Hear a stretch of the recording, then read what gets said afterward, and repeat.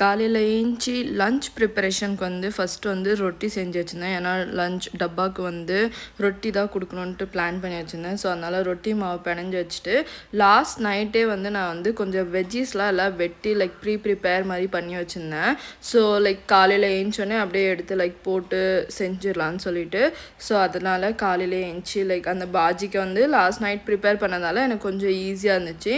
So கொஞ்சம் veggies எல்லாம் போட்டுட்டு அப்புறமா பன்னீர் ப்ரோட்டீனுக்காக கொஞ்சம் பன்னீரும் போட்டிருந்தேன். ஸோ இந்த பன்னீர் வந்து நான் ஹோம் மேட் தான். நான் வந்து செஞ்சு லைக் ஃபர்ஸ்ட் டைம் ட்ரை பண்ணேன்.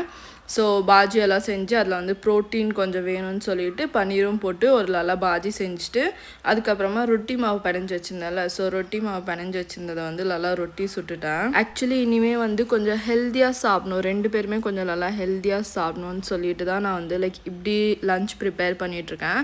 ஸோ தட் கொஞ்சம் லஞ்ச் வந்து நல்லா ப்ரோட்டீன் ரிச்சாக இருக்கணும்னு சொல்லிட்டு தான்.